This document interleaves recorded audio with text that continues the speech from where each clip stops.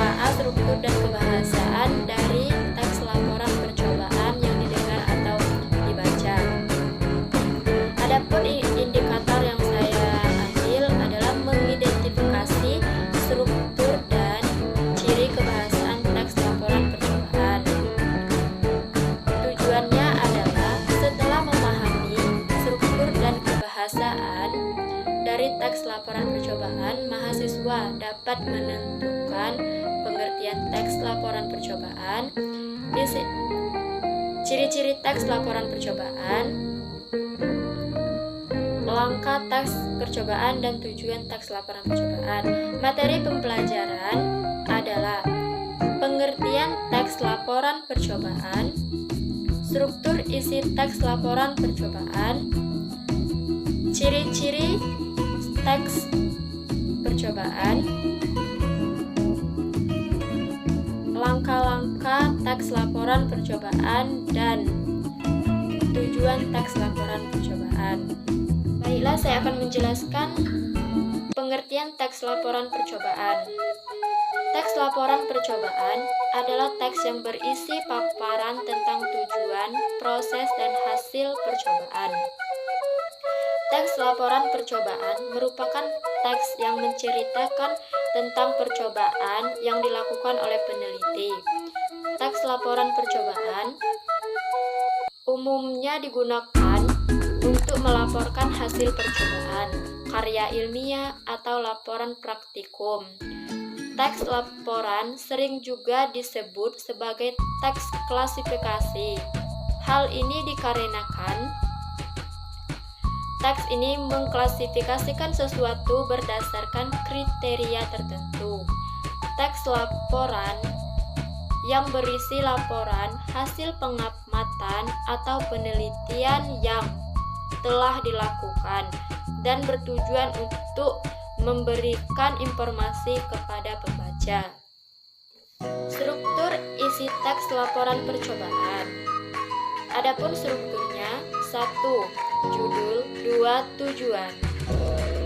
Tujuan berisi uraian tujuan percobaan. Yang ketiga, bahan dan alat dilakukan dalam percobaan. Uraian alat dan bahan yang digunakan. Yang keempat, langkah kegiatan. Uraian prosedur percobaan. Yang kelima, hasil percobaan. Uraian hasil percobaan yang sudah dilakukan. 6. Kesimpulan. Inti hasil dan percobaan dari awal hingga akhir. Ciri-ciri struktur teks laporan percobaan. Adapun cirinya sebagai berikut: melaporkan hasil percobaan. Percobaan ilmiah dilakukan untuk menguji sesuatu. Teks laporan percobaan diawali dengan memaparkan tujuan percobaan, memaparkan bahan dan alat yang diperlukan untuk melaksanakan percobaan. Di akhir laporan, dipaparkan simpulan hasil percobaan berdasarkan hasil analisis terhadap data hasil pengamatan. Bersifat objektif. Harus ditulis sempurna dan lengkap, tidak memasukkan hal-hal yang menyimpang, mengandung prasangka atau pemihakan.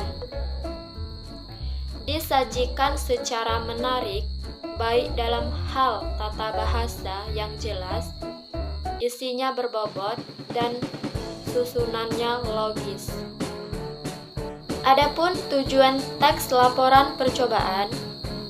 Yang pertama, memberitahukan atau menjelaskan laporan pertanggungjawab dari sebuah tugas atau kegiatan pengamatan atau observasi.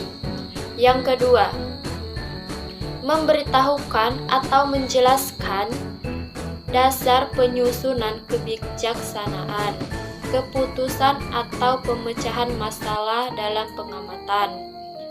Yang ketiga, menjadikan sumber informasi yang akurat dan terpercaya karena disusun berdasarkan data dan fakta.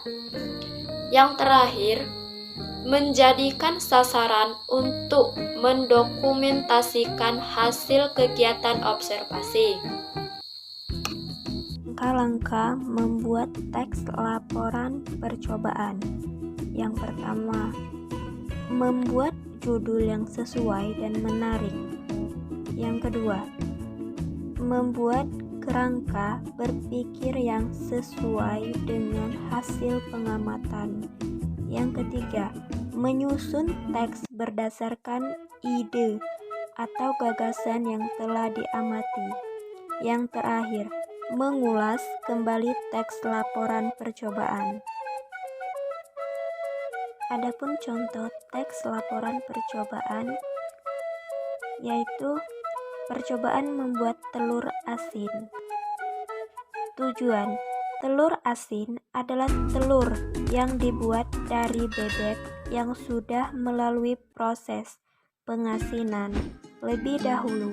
Telur asin mengandung banyak vitamin dan gizi, sehingga mengonsumsi telur asin bisa bermanfaat bagi tubuh.